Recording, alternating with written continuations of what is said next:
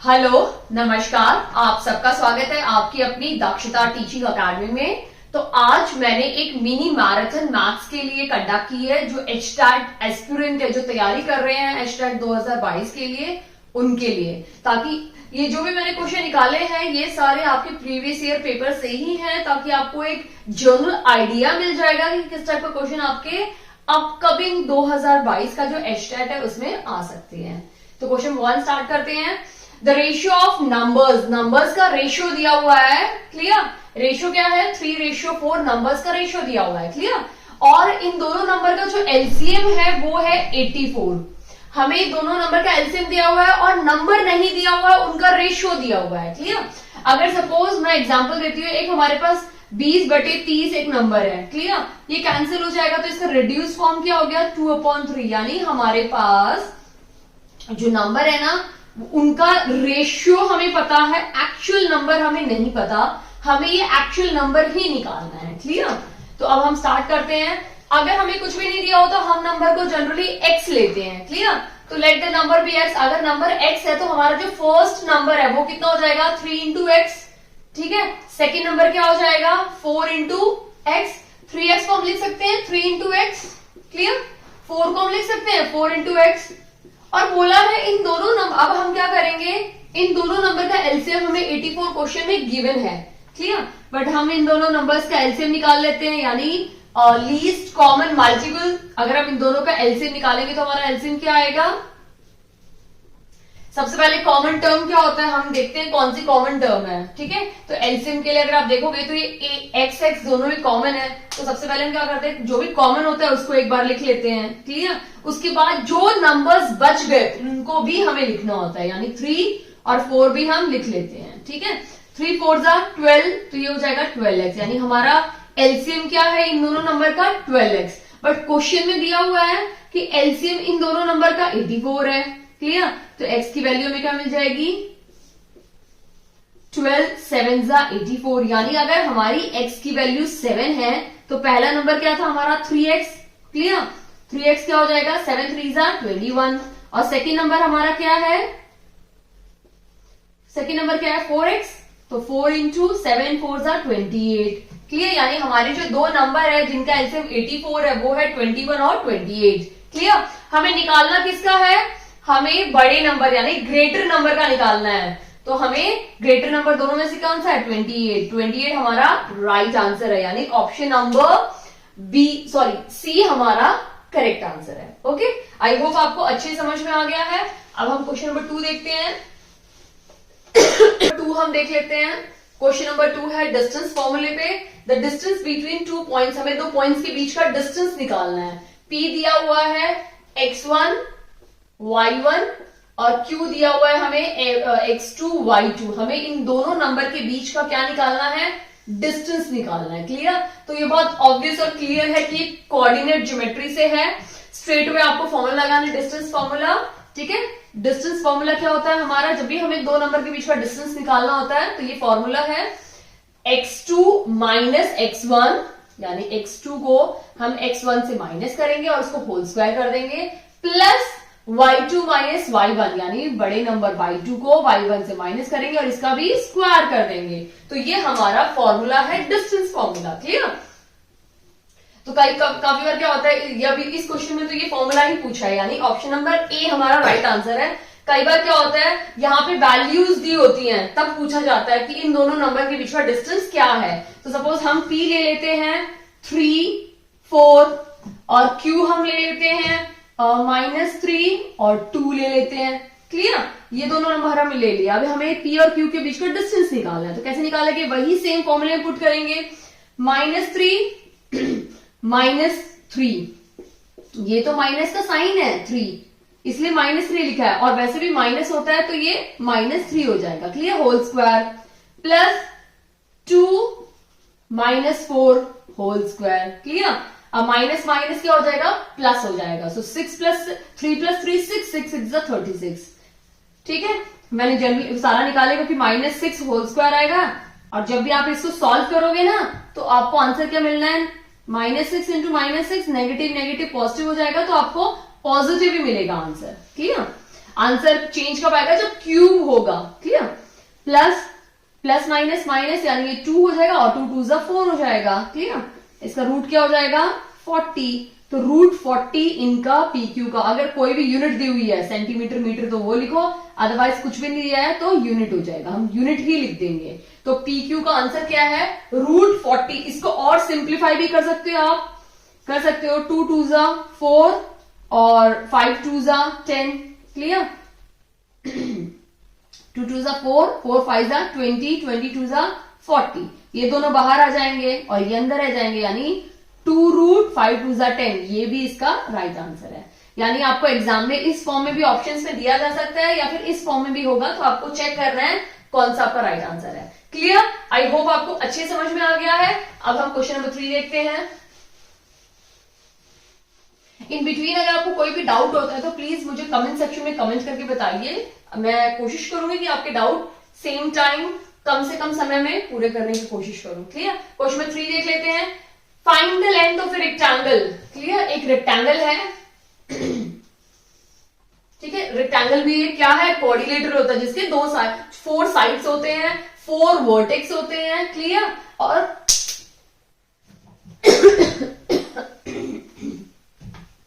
और opposite sides equal होती हैं। अगर आप देखोगे ये इसकी ऑपोजिट साइड है, क्लियर, और ये इसकी ऑपोजिट साइड है, तो ऑपोजिट साइड हमेशा रेक्टेंगल में इक्वल होती हैं।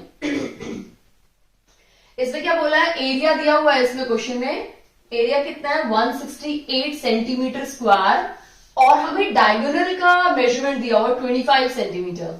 अगर हम डायगोनल बनाते हैं तो ये डायगोनल होता है 25 सेंटीमीटर डायगोनल दिया हुआ है। क्लियर, अगर आप इस फिगर को ध्यान से देखेंगे तो ये इस टाइप का कोई फिगर बन गया है, ये डायगोनल अगर है 25 तो ये एक राइट एंगल ट्रायंगल बना देता है ना, हमेशा 90 डिग्री एंगल होते हैं रेक्टेंगल के। क्लियर, तो ये जो फिगर है ना ये क्या बना रहा है हमारा राइट एंगल ट्रायंगल बना रहा है। क्लियर, ये हाइपोटेन्यूज है जो 25 है। क्लियर, अगर ये 25 हाइपोटेन्यूज है तो ऑब्वियस सी बात है ये लेंथ कितनी होगी 24, और या फिर 5 हो सकती है, और ये वाली लेंथ भी 24 या फिर 5 हो सकती है। हमें ये नहीं पता कौन सी 25 है कौन सी 5 है। ठीक है, तो हमें यही पता करना है। आंसर तो हमें मिल गया, ठीक है, या फिर 25 हो सकता है या फिर 5 हो सकता है। ऑप्शन में देखोगे तो आपको 24 दिया हुआ है।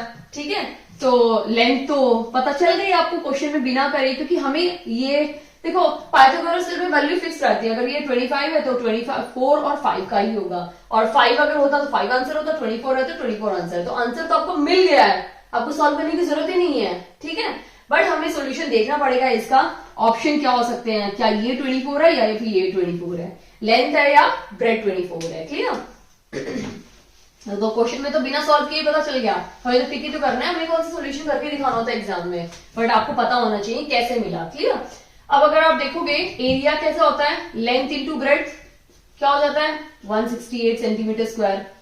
हाँ, अब जो मैंने आपको समझाया था ये पाइथागोरस थ्योरम, ये 25 है। क्लियर, यानी ये हमारा हाइपोटेन्यूज है। सॉरी, ये हमारा बेस है और ये हमारा परपेंडिकुलर है। तो हाइपोटेन्यूज, ये पाइथागोरस थ्योरम का फॉर्मूला क्या बोलता है हमें, h square is equal to p square plus b square. Hypotenuse question में दिया हुआ है 25 सेंटीमीटर स्क्वायर है।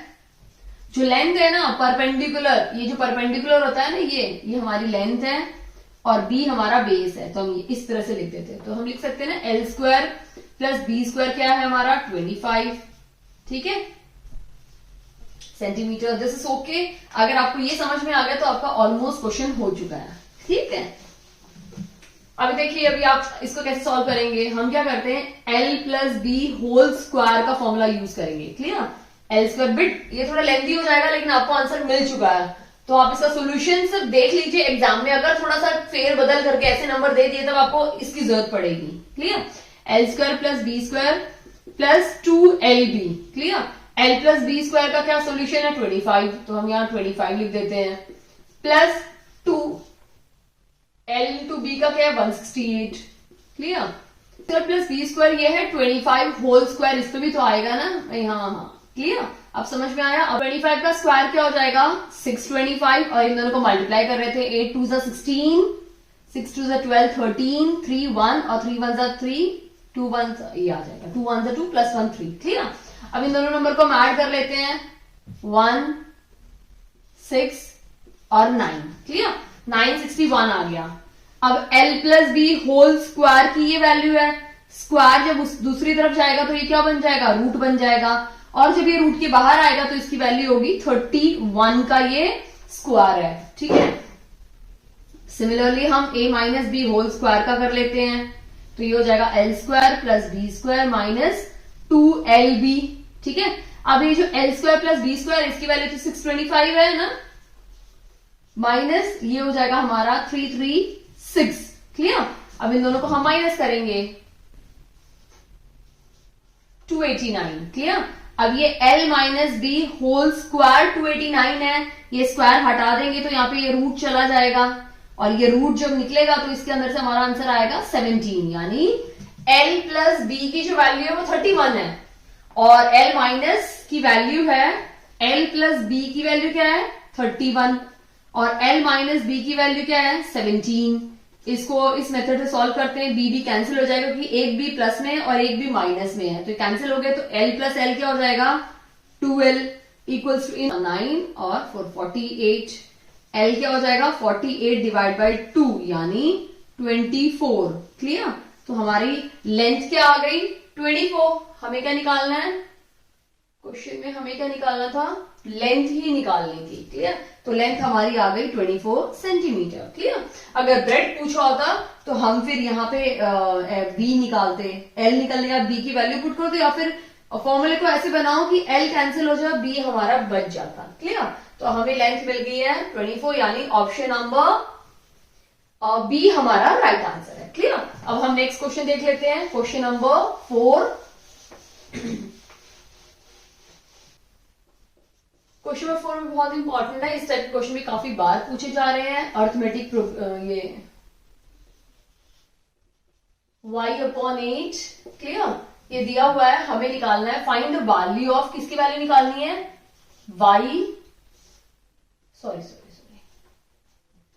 x plus 5 and y plus 8 की हमें वैल्यू निकालनी है, क्लियर।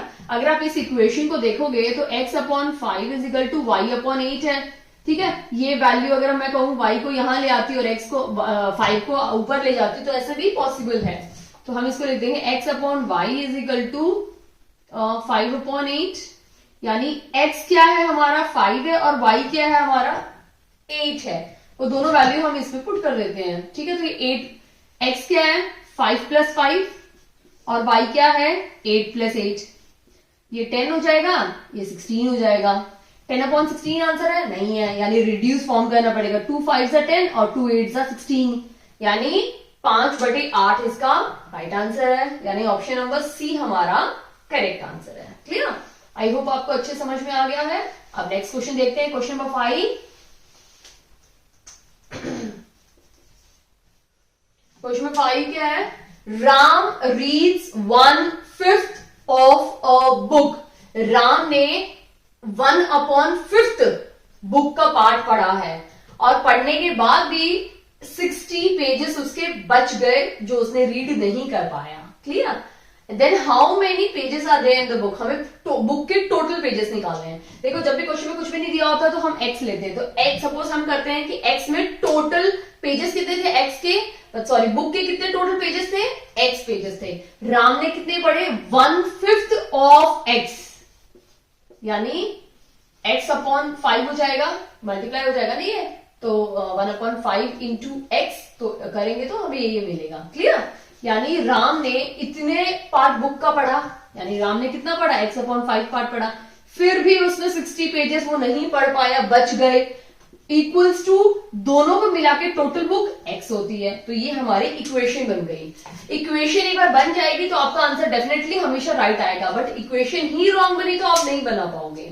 इक्वेशन क्या थी, राम ने 1/5 पार्ट बुक का पढ़ा, ठीक है, फिर उसमें से भी उसके 60 पेजेस छोड़ दिए, लेकिन हमने टोटल बुक के पेजेस तो x लिए है ना, तो x में से जब उसे पढ़ा तो ये x आ जाएगा यहाँ पे, क्लियर है।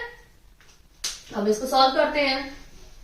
ये देखो ये टर्म वेरिएबल है, ये टर्म वेरिएबल है और ये एक कांस्टेंट टर्म है, क्लियर। कांस्टेंट को यहीं पे रहने देते हैं, वेरिएबल को उस साइड ले जाते हैं, तो यानी 60 इक्वल्स टू x माइनस ये हो गया। अब इसका एलसीएम लेते हैं, 5 एलसीएम हो जाएगा, कुछ भी नहीं है तो 1 है, 1 को इससे डिवाइड करेंगे 5 into x 5x minus x, 5x minus x क्या हो जाएगा 4x upon 5 is equal to 60। तो x क्या हो जाएगा 60 इंटू 5 डिवाइड बाई 4, 4 1 जा 4, ठीक है, और 4 5 जा 20, 25 और 5 1 जा 5 6 7, यानी टोटल कितने पेजेस थे 75 पेजेस थे, जिसमें से उसने 1/5 पढ़े। अगर 1/5 का हम निकालेंगे तो 75 को 5 से डिवाइड करना पड़ेगा, 5 1 जा 5 और 5 5 जा 25, यानी उसने 25 पेजेस पढ़े, 60 पेजेस उसके बेचारे के बच गए, कितने में से 75 में से। आ रहे हैं ना, हिसाब किताब बराबर आ रहा है ना, यानी आपका राइट आंसर है। क्लियर, यानी ऑप्शन नंबर ए इसका करेक्ट आंसर है। क्लियर, आई होप आपको अच्छे समझ में आ गया है। अब हम नेक्स्ट क्वेश्चन देखते हैं। 6 हम देख लेते हैं, क्वेश्चन नंबर 6 क्या है। If the length of each side of a square, एक स्क्वायर है जिसकी, स्क्वायर तो आपको पता है स्क्वायर क्या होता है, जिसके सारे साइड्स इक्वल होते हैं। क्लियर, उसे हम स्क्वायर बोलते हैं। ठीक है, ये भी एक कोऑर्डिनेटर है जिसके 4 साइड्स होते हैं, 4 वर्टेक्स। अब वर्टेक्स क्या होते हैं, जब दो साइड एक जगह मिल करती है, जिसे कोना बोलते हैं, कोने, जैसे मेरा ये, इसका ये कोना है, तो ये क्या है वर्टेक्स है। क्लियर, जहां 2 लाइन मिलती हैं उसे हम वर्टेक्स बोलते हैं। देखो ये लाइन भी मिल रही है और ये लाइन भी मिल रही है, तो ये पॉइंट क्या हो गया वर्टेक्स। क्लियर, तो स्क्वायर में 4 वर्टेक्स होते हैं और 4 ही साइड होते हैं, इवन 4 ही एंगल होते हैं। अगर आप देखोगे 4 एंगल होते हैं। क्लियर, क्वेश्चन बोला है कि if the length of each side of A square is increase by 15%, तो पहले क्या थी, मैंने बोला था आप कोई भी चीज को लोगे तो आप क्या लोगे 100% लोगे। क्लियर, तो ये हमारा स्क्वायर है जिसकी साइड क्या है 100% है। उसके बाद इसका साइज बढ़ गया, इंक्रीज हो गया। ठीक है, कितना इंक्रीज हो गया, एक 15%, तो कितना हो जाएगा 100 प्लस 15%, पहले 100 था फिर 15 बढ़ गया, तो कितना हो गया 115%। ठीक है, 115% एरिया बढ़ गया है। Clear, then sorry side increase हुई है, ये साइड इंक्रीज हुई है, हमें एरिया निकालना है कि एरिया इंक्रीज हुआ है डिक्रीज हुआ है। सबसे पहले तो फॉर्मूला क्या होता है एरिया का, लेंथ इंटू ब्रेड्थ। अगर आप देखोगे, सॉरी, एरिया ऑफ स्क्वायर का फॉर्मूला क्या है, साइड स्क्वायर। इसका मतलब अगर साइड बढ़ेगी तो एरिया भी बढ़ेगा और साइड घटेगी तो एरिया भी घटेगा, क्योंकि दोनों क्या है डायरेक्टली प्रोपोर्शनल है। एरिया और साइड क्या है डायरेक्टली प्रोपोर्शनल है, ये बढ़ेगा तो ये भी बढ़ेगा, ये घटेगा तो ये भी घटेगा। तो अब अगर साइड बढ़ रही है तो ऑब्वियसली बात है एरिया भी बढ़ेगा। अब कितना बढ़ेगा वो हमें निकालना है, तो बहुत सिंपल है। ठीक है, सबसे पहले हम इसका एरिया निकाल लेते हैं, तो इसका क्या होगा 100 इंटू 100, तो क्या हो जाएगा 10,000 हो गया ना। इसका निकाल लेते हैं 115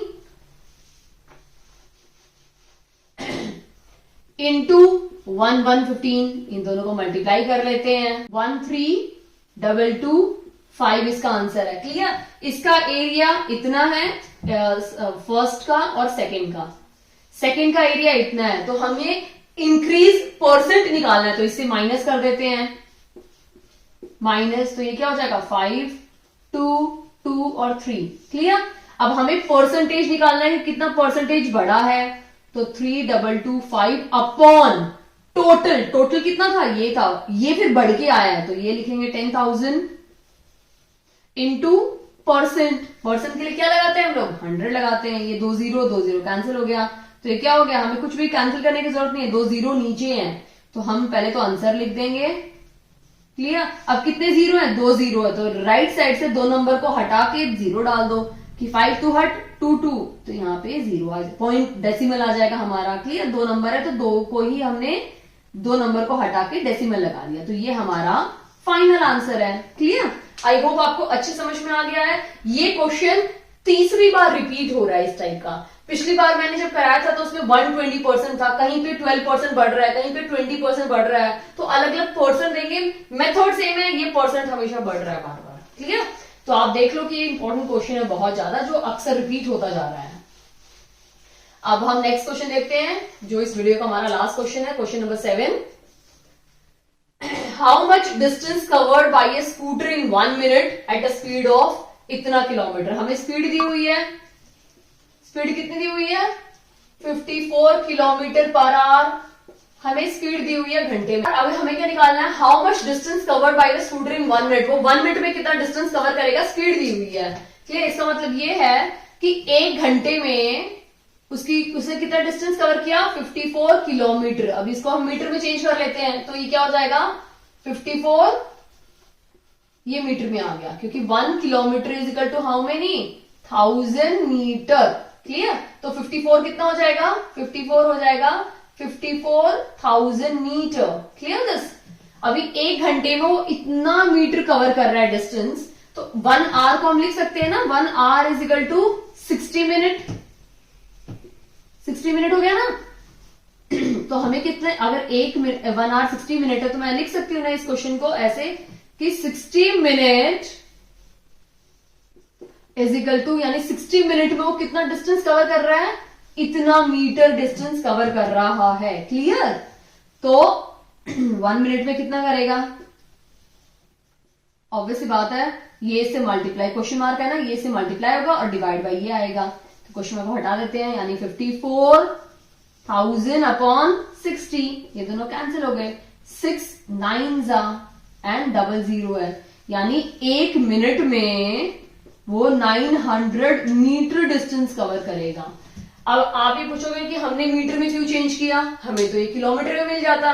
देखो, आप पहले किलोमीटर से मीटर में कन्वर्ट करोगे, फिर सॉल्व करोगे, तो आपको आंसर मिल गया है।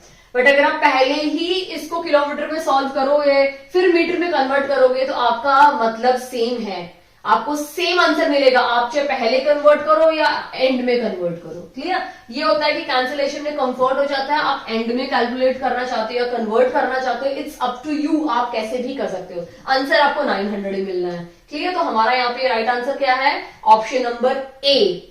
क्लियर, आई होप आपको अच्छे समझ में आ गया है ये क्वेश्चन। कोई भी डाउट हो तो प्लीज मुझे कमेंट सेक्शन में कमेंट करके बताइए। आने वाले टाइम में कोशिश करूंगी मैथ्स के और रीजनिंग के बहुत सारे छोटे छोटे मिनी मैराथन आपके सामने लेकर आऊं। आई होप आपको वीडियो अच्छा लगा हो। अगर वीडियो अच्छा लगा हो तो प्लीज इस वीडियो को लाइक कीजिए, चैनल पे नए हैं तो प्लीज चैनल को सब्सक्राइब कर दीजिए। Thank you.